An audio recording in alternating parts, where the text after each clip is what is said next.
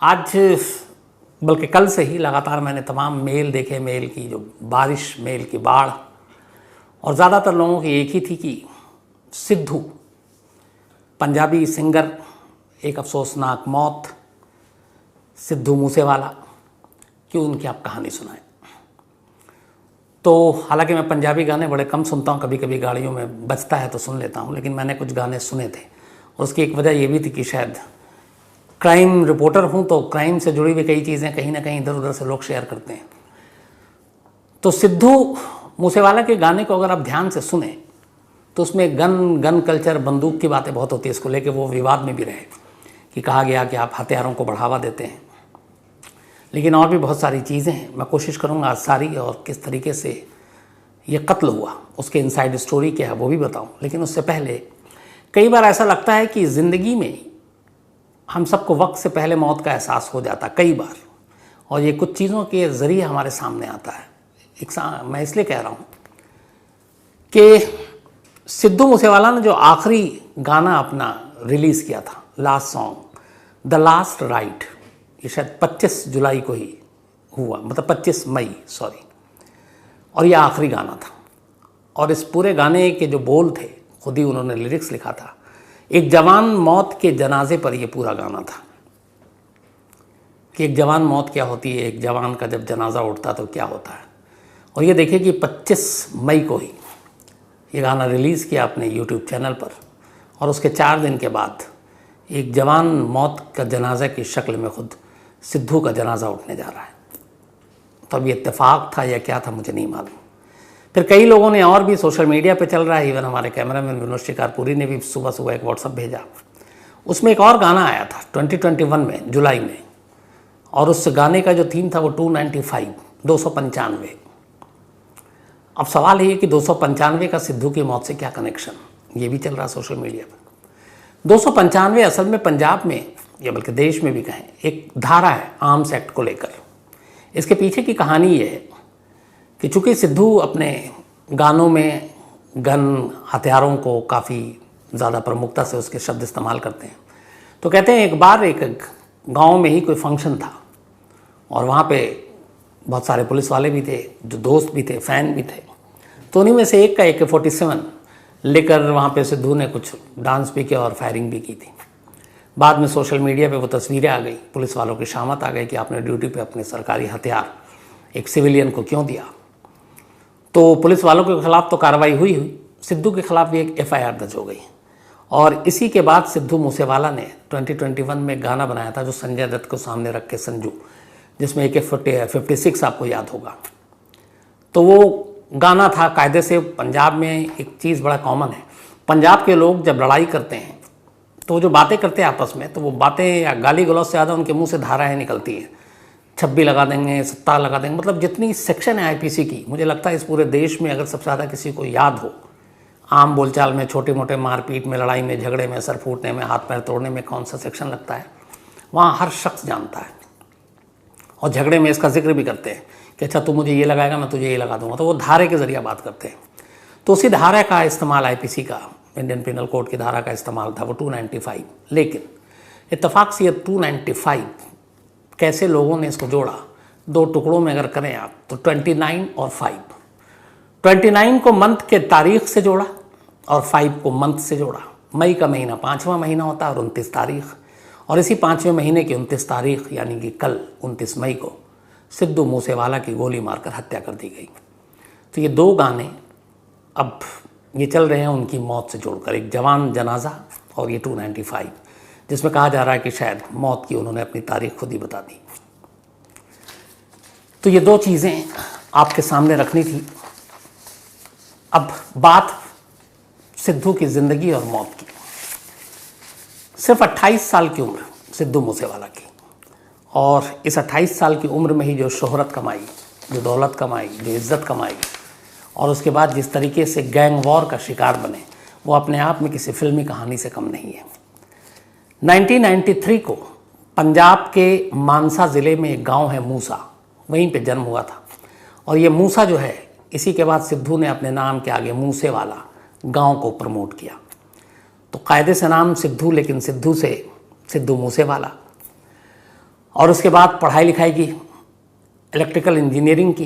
Engineering करने के बाद कनाडा में ही पहला एल्बम निकाला था अपने गाने का, और वो अच्छा खासा एल्बम चला गाना। उसके बाद वो गाना हिट हुआ। फिर इसके बाद और कई एल्बम निकाले।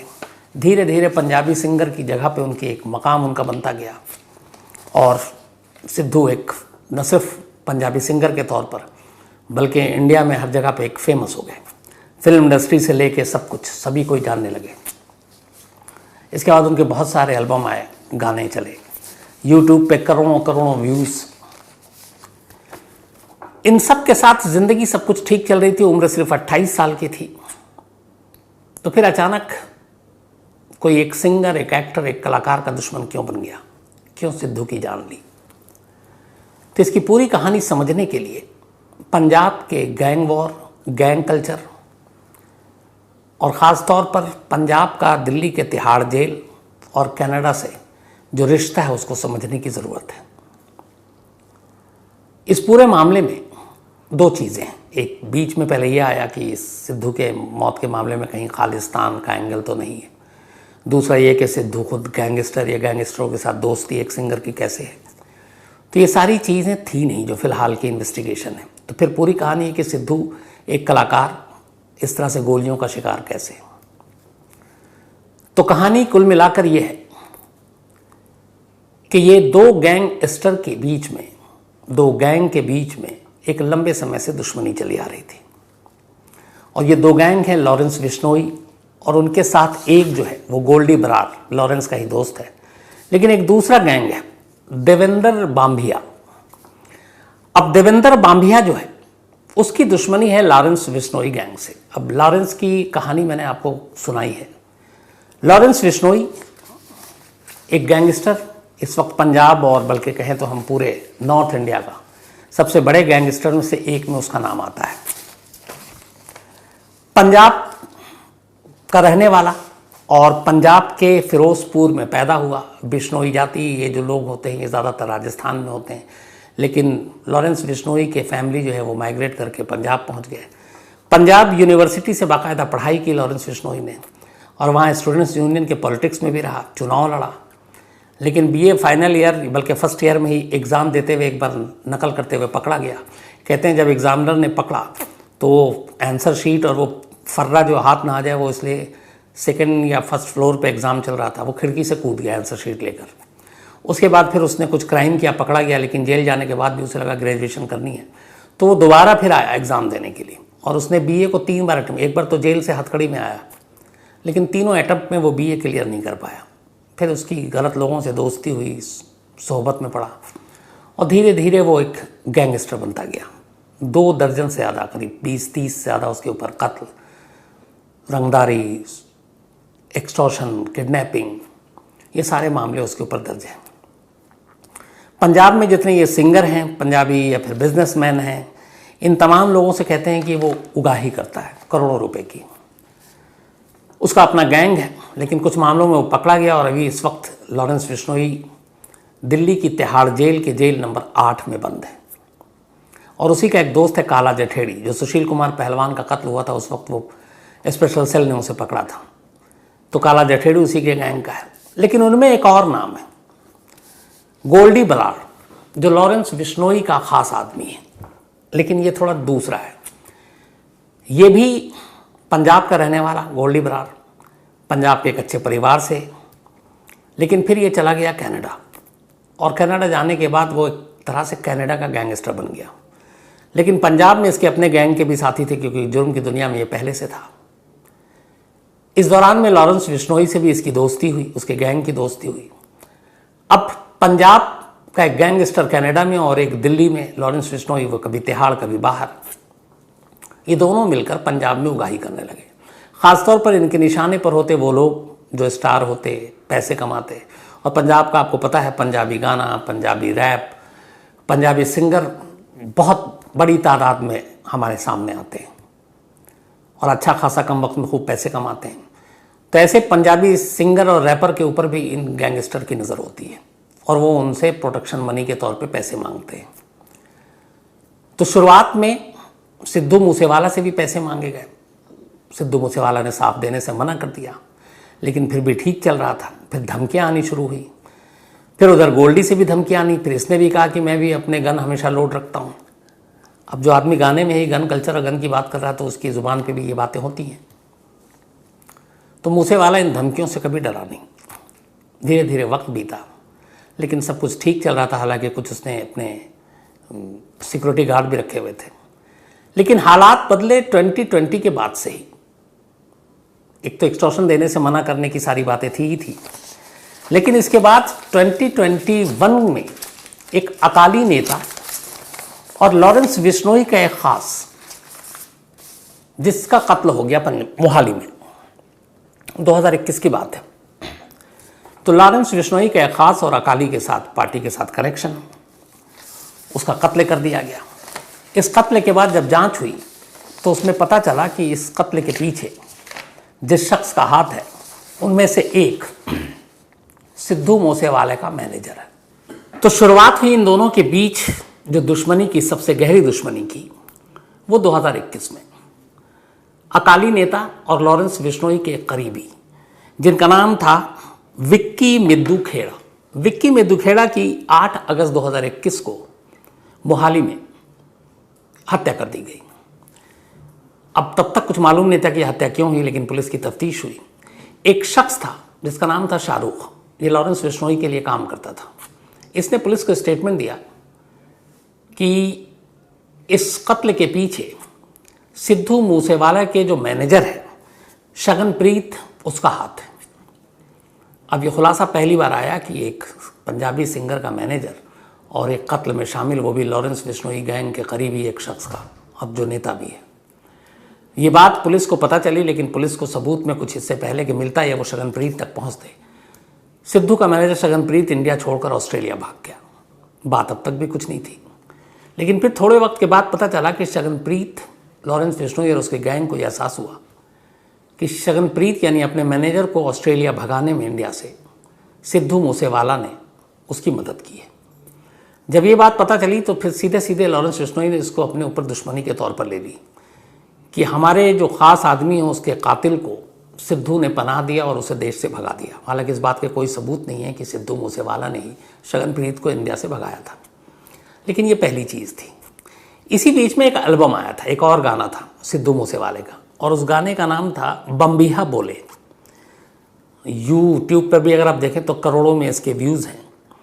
और बम्बिहा बोले ये गाना, अब जब बम्बिहा बोले गाना आया तो इसको भी लॉरेंस बिश्नोई ने ऐसे ले लिया कि ये हमारा जो राइवल गैंग है ये उसको हीरो के तौर पर एक गाने के ज़रिए पेश कर रहा है। अब बम्बिहा बोले एल्बम का नाम था, और इत्तेफाक कहिए या बदकिस्मती कहिए कि लॉरेंस बिश्नोई गैंग की दुश्मनी जिस गैंग से सबसे ज़्यादा थी, 36 का आंकड़ा था, उसका नाम देवेंद्र बम्बिहा था। तो गाना बम्बिहा बोले और एल्बम का नाम सिद्धू मूसेवाला का कि देवेंद्र बम्बिहा के ऊपर। तो ये चीज़ को लॉरेंस बिश्नोई लगा कि ये देवेंद्र बम्बिहा के करीबी है, और देवेंद्र बम्बिहा और लॉरेंस बिश्नोई में 36 का आंकड़ा, तो जो जिसका करीब वो दूसरे का दुश्मन। यही बात लॉरेंस बिश्नोई को भी लग गई। तो अब दो चीज़ें एक साथ हुई, एक लॉरेंस बिश्नोई के सबसे बड़े दुश्मन देवेंद्र बम्बिहा की अपने म्यूज़िक एल्बम में तारीफ और ये कि शायद उसकी नज़दीकी, और दूसरा उसके करीबी के कत्ल के लिए जो जिम्मेदार वो मान रहा था सिद्धू का मैनेजर शगनप्रीत, वो ऑस्ट्रेलिया भाग गया और उसके लिए भी वो सिद्धू को जिम्मेदार। इन दो चीज़ों ने लॉरेंस बिश्नोई को सिद्धू मूसेवाला का दुश्मन बना दिया। अब इसके बाद लॉरेंस बिश्नोई ने कनाडा में अपने साथी गोल्डी बराड़ को संपर्क किया। गोल्डी बराड़ ने इसके बाद सोशल मीडिया के ज़रिए सीधे धमकी देनी शुरू कर दी सिद्धू को, और सिद्धू ने भी उसका पलट के जवाब दिया। उसने कहा कि अगर तुम समझते हो कि हमें गोली मारोगे तो मैं भी हमेशा अपने हथियार लोड रखता हूँ। तो ये धमकियों का सिलसिला चलता रहा, जवाब का सिलसिला चलता रहा, लेकिन इस बीच में फिर सिद्धू ने सिक्योरिटी मांगी और पंजाब सरकार ने, पंजाब पुलिस ने उसे 6 कमांडो दिए पंजाब पुलिस के, जो उसकी सुरक्षा करते थे। फिर खतरा ज़्यादा था, अपने लिए बुलेट प्रूफ कार भी खरीद ली गाड़ी सिद्धू ने। इसके बाद गाने हिट हुए, पॉपुलर। तो अभी जो लास्ट चुनाव हुआ पंजाब में, उसमें मानसा से बाकायदा कांग्रेस पार्टी ने सिद्धू मूसेवाला को टिकट दिया उस विधानसभा से चुनाव लड़ने के लिए, लेकिन वो चुनाव करीब 63,000 वोट से सिद्धू मूसेवाला हार गए। और उनको हराकर जो शख्स जो आम आदमी पार्टी का कैंडिडेट जीता वो बाद में वहाँ का हेल्थ मिनिस्टर बना, लेकिन अभी पिछले हफ्ते करप्शन की वजह से मंत्री पद चली गई, उनको हटा दिया है भगवंत सिंह मान वहाँ के चीफ मिनिस्टर ने, और अब शायद जेल जाने की नौबत है। तो ये सारी चीज़ें चलती रही। अब आम आदमी पार्टी की नई सरकार आई। 28 मई सिद्धू मूसेवाला की मौत से एक दिन पहले पंजाब सरकार ने एक ऑर्डर पास किया कि पंजाब में जितने भी वीवीआईपी हैं उनकी हम सुरक्षा की समीक्षा कर रहे हैं, और जिनको लगता है कि ज़रूरत नहीं है हम उनको सुरक्षा वापस लेंगे, क्योंकि खामोखा इससे स्टेट का काफ़ी खर्चा होता है। तो ऐसे 42 लोगों की लिस्ट बनी, 42, जिनकी सिक्योरिटी या तो वापस ले ली गई पूरी तरह या कम कर दी गई। और इत्तेफाक से उन 42 लोगों में से एक नाम सिद्धू मूसेवाला का था। सिद्धू मूसेवाले के पास कुल 6 सिक्योरिटी गार्ड थे, लेकिन 28 मई को उनमें से 2 को हटा दिया गया, यानी कि पूरी तरह कम नहीं किया गया बल्कि कम कर दिया गया। तो अब 6 में से 4 बचे, 2 कमांडो हटा दिए गए, अब 4 ही बचे थे। और ये बात है 28 की। अब आती है तारीख 29 मई की। 29 मई की शाम को करीब 4:30 बजे सिद्धू मूसेवाला अपने एक कज़न और अपने एक पड़ोसी के साथ अपने एक बीमार दोस्त को देखने के लिए, अपने बीमार रिश्तेदार को, एक गांव है खारा बरनाला, वहाँ जाना था, करीब उनके घर से 8 से 10 किलोमीटर की दूरी पर। शाम 4:30 बजे निकले। खतरा चूँकि था, लगातार धमकियाँ आ रही थी, तो जब भी ये जाते तो अपने साथ उसी गाड़ी में बैठते जो बुलेट प्रूफ है, और इनके साथ वो कमांडो होते पंजाब पुलिस के। कल इत्तेफाक से 29 मई को कुछ फंक्शन थे पंजाब सरकार के अलग अलग जगह पे, तो उनमें से 2 की ड्यूटी पंजाब सरकार ने कल कहीं और लगा दी। ऐसे कई सारे वीवीआईपी सिक्योरिटी होते हैं, जब ज़रूरत पड़ती है तो कोई सरकार उनसे वापस ले लेती है 1 दिन 2 दिन के लिए। तो अब 6 में से 4 ही बचे थे, 2 तो 28 को ही हटा लिए, बुला लिए, अब बचे 4।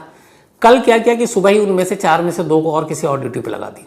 अब सिद्धू मूसेवाला की सिक्योरिटी के लिए सिर्फ 2 लोग बचे थे, 2 कमांडो। शाम 4:30 बजे वो निकले। पहले उनको अपने इसी बुलेट प्रूफ कार में बैठना था, लेकिन ऐन वक्त पे वो कार में नहीं बैठकर अपनी थार जीप जो हाल में नहीं खरीदी उसमें बैठ गए। उनके साथ कज़न और एक पड़ोसी, दोनों जो कमांडो थे, उनको कहा कि आप घर पे ही रहो। गाड़ी में बैठकर निकल गए। अब सिद्धू मूसेवाला के पिता ने देखा कि बेटा जो है वो बुलेट प्रूफ कार में भी नहीं बैठा है, पुलिस वाले भी यहीं खड़े हुए हैं, बिना सुरक्षा के चला गया। उनको फिक्र हुई, चिंता हुई। उन्होंने फ़ौरन दूसरी गाड़ी निकाली, और उस गाड़ी को निकालने के बाद अपने बेटे यानी कि सिद्धू मूसेवाला की गाड़ी के पीछे लगा दिया। अब सिद्धू की गाड़ी आगे आगे, उनके फादर की गाड़ी पीछे पीछे। करीब 5 किलोमीटर दूर गए थे घर से, अभी सिर्फ 5 किलोमीटर दूर, और 5 बजे का ही आसपास का वक्त होगा। तभी वहाँ 5 किलोमीटर दूर एक कोई नज़दीकी गांव था। उसी गांव के पास अचानक एक बोलेरो कार ने गाड़ी का रास्ता रोक लिया आगे से, एक कार ने पीछे से। और इससे पहले कि सिद्धू को समझ सकते, उनमें से लोग दरदराते हुए उतरते हैं। सबसे पहले थार गाड़ी के टायर पे गोली चलाते हैं ताकि वो भगा के ना ले जाए, और इसके बाद बोलेरो का निशाना लेकर अंधाधुंध फायरिंग शुरू हो जाती है। पिता की गाड़ी पीछे है और वो देख रहे हैं। करीब 1.5 से 2 मिनट के दरमियान ये फायरिंग होती रहती है। फायरिंग होने के बाद सारे हमलावर अपने बोलेरो गाड़ी में बैठते हैं, जो 2-3 गाड़ियों में आए थे, और उसके बाद वहाँ से निकल जाते हैं। इसके बाद आसपास के लोग जिन्होंने बुलेट की आवाज़ सुनी वो भाग के आते हैं, सब देखते हैं। खून से लथपथ सिद्धू और उनके कज़न और दोस्त पड़े हुए हैं गाड़ी में। फिर उन्हें अस्पताल ले जाया जाता है। डॉक्टर उन्हें ब्रॉड डेड डिक्लेयर करते हैं। जो बाकी 2 थे उनकी जान अभी बची है, और दोनों हालांकि उनकी हालत नाजुक है, तो ऑपरेशन हो चुका है, लेकिन सिद्धू की मौत हो गई। इसके बाद पुलिस की टीम पहुंचती है। जिस जगह पे गोलीबारी हुई उस जगह पे से उन्होंने खोखे उठाए, बुलेट के जो चली है। करीब 30 खाली खोखे मिले, जिससे अंदाज़ा हुआ कि 30 गोलियां चली हैं। और ये गोलियां जो थी वो 3 अलग अलग गन्स के थे। लेकिन पुलिस अभी अपनी पूरी मेहनत करके इस केस को सुलझाने की कोशिश करती। उससे पहले ही पुलिस का काम आसान कर दिया एक सोशल मीडिया पे आए मैसेज ने। फेसबुक पे एक मैसेज आया कल ही रात को सिद्धू मूसेवाला के कत्ल के कुछ देर के बाद। और ये मैसेज लॉरेंस बिश्नोई की तरफ से जारी किया गया फेसबुक पर, और गोल्डी बराड़ ने किया एक तरह से। गोल्डी बराड़ के फेसबुक पेज पर है ये। और इस मैसेज में जो लिखा है मैं आपको हूबहू वही पढ़कर सुनाता हूँ। राम राम भाई सबको। आज जो सिद्धू मूसेवाला का काम हुआ है उसकी जिम्मेदारी मैं और मेरा भाई गोल्डी बराड़ लेते हैं। आज लोग हमें जो भी कहें, लेकिन इसने हमारे भाई विक्की मिड्डू खेड़ा की हत्या में मदद की थी। आज हमने अपने भाई का बदला ले लिया है। मैंने इसे जयपुर से कॉल करके कहा था कि तुमने गलत किया है। इसने मुझे कहा था कि मुझे किसी की परवाह नहीं, तुमको जो कर सकते हो कर लो, मैं भी हथियार लोड करके रखता हूँ। और आज हमने अपने भाई विक्की का इंसाफ ले लिया है। ये तो अभी शुरुआत है। जो भी इस कत्ल में शामिल थे वो तैयार रहें, और जो मीडिया कह रहा है कि AK-47 से फायरिंग हुई है वो बिल्कुल गलत है। फेक न्यूज़ ना चलाएं। आज हमने सबके भ्रम को दूर कर दिए हैं। जय बलकारी। ये मैसेज फेसबुक पर आया। अब इसमें क्लियर है कि इसमें जो बिश्नोई है, लॉरेंस बिश्नोई और गोल्डी बराड़, इन्होंने जिम्मेदारी ली है। अब पंजाब पुलिस ने इसी के बाद जांच अपनी आगे बढ़ाई। जो शूटर थे उनको अलग अलग जगहों पे छापा डालकर पकड़ने की कोशिश की जा रही है। कुछ के उत्तराखंड से भी उठाया गया है, कुछ पंजाब में अलग अलग जगहों से। और पुलिस का यही मानना है कि सिद्धू मूसेवाले के कत्ल 2 गैंग के बीच की लड़ाई और एक गैंग के करीबी के कत्ल में सिद्धू मूसेवाले के जो मैनेजर हैं उसका हाथ होना और फिर उसका ऑस्ट्रेलिया भागना, यही मोटिव है। और यही चीज़ मैसेज में लिखा है। अब जब तक ये लोग पकड़ाते नहीं हैं तब तक पूरी कहानी जो है वो सामने नहीं आएगी। कुछ टीमें लॉरेंस बिश्नोई से तिहाड़ में भी बात करने वाले हैं। लेकिन हैरानी इस बात की है कि तिहाड़ जैसे जेल में भी, इससे पहले कितनी बार बोल चुका हूँ कि लॉरेंस बिश्नोई बंद है और भी गैंगस्टर बंद हैं, लेकिन जेल से अंदर से अपना सारा धंधा चलाते हैं, इशारा देते हैं, कत्ल करने का सुपारी निकालते हैं। कैसे? मैन टू मैन कांटेक्ट तो कम ही होता है। तो फिर मोबाइल और ये सारी चीज़ें, इसका मतलब है कि जेल के अंदर इन लोगों को वो सारी सुविधाएं मिलती हैं। इसी वजह से इनकी दुकान चलती है, लोगों की जान जाती है। तो इसके बारे में भी एजेंसियों को और बाकी इन्वेस्टिगेटिव जो टीमें हैं उनको देखना चाहिए। और तिहाड़ में अगर लॉरेंस बिश्नोई के कुछ स्टाफ इस तरह से मदद कर रहे हैं वो भी देखना चाहिए। और दूसरा, कनाडा में बैठा गोल्डी बराड़, जिसको न मालूम कितने मामलों में वो वांटेड है यहाँ पे। अभी पिछले महीने ही एक अदालत ने पंजाब की उसके खिलाफ नॉन अवेलेबल वारंट इशू किया है। अब देखिए वो कब हाथ आता है। कुल मिलाकर एक अफसोसनाक कत्ल, एक सिंगर जिसकी उम्र सिर्फ 28 साल, और इस तरह से उसकी जान ली गई। सिद्धू मूसेवाला ने सिर्फ कुछ ही वक्त में इतने सारे गाने गाकर जो पॉपुलैरिटी हासिल की है, उसमें से जो उनके गाने खासतौर पर बहुत सारे लोगों ने पूछा भी था मेल करके कि कौन कौन से क्या गाने। तो जो पहचान मिली थी वो 2017 में एक गाना आया था उनका, सो हाई। और इस सो हाई गाने से ही पहली बार पॉपुलैरिटी मिली। कहते हैं करीब 50 करोड़ यूट्यूब पे व्यूज़ थे या उससे ज़्यादा ही। इसके अलावा टोचन एक दूसरा एल्बम आया, गाना आया। फिर जड़ दा मुकाबला, ये भी गाना काफ़ी हिट रहा। देन 2222 ये गाना भी काफ़ी हिट रहा। फिर आया जेलान और ये भी हिट रहा। बम्बिहा बोले, जो मैंने आपको कहा कि वो जितेंद्र बम्बिहा जो एक गैंगस्टर जिसकी वजह से लॉरेंस बिश्नोई की लड़ाई, तो वो बम्बिहा बोले को उसने समझा कि ये उसको हीरो बना रहे हैं। इसके अलावा bad fellow, then legend, then devil, ये वो सारे गाने हैं जो हिट रहे। फिल्म इंडस्ट्री के जितने बड़े बड़े सिंगर हैं, जो एक्टर हैं, इवन अजय देवगन से लेके कपिल शर्मा और बाकी लोग और जितने सिंगर, उन सभी ने अफसोस जताया और वो सभी कहने की शौक हैं कि इस तरीके से हुआ है। अब पंजाब में इसके बाद ये उठ रहा है कि क्या गैंग वॉर और गैंगस्टर एक बार फिर से सर उठाने लगा है। तो ये सारी चीज़ें हैं, लेकिन जो भी हो, जो हुआ अच्छा नहीं हुआ। तो ये थी कहानी आज सिद्धू मूसेवाला के कत्ल की, उनकी ज़िंदगी की।